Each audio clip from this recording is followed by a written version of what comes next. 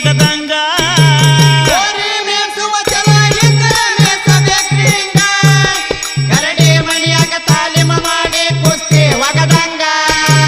ಹೋರಿ ಮೈಸುವ ಛಲ ಇದ್ದರ ಮೈಸ್ಬೇಕ್ರಿ ಹಿಂಗ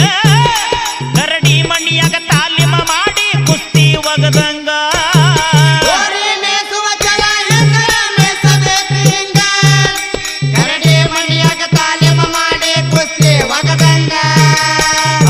ಲಕ್ಷಕ್ಕ ಮಾರಾಟ ಮಾಡ್ಯಾರ ಜೋಡ ಬಸವಣ್ಣಗ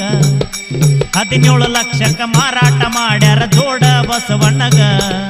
ಸಾಕಿದವನ ಋಣ ತೀರ್ಷಾನ ಬಸವಣ್ಣ ನಂದಗಾಮ ಊರಾಗ ಧಾರವಾಡ ಜಿಲ್ಲಾ ಕನಕಪುರ ಕವನ ಮೆರದೈತು ಜಗದಾಗ 5 ಮಂದಿ ಅಣ್ಣ ತಮರು ಒಂದ ಮನಿಯಾಗ ಪಂಚ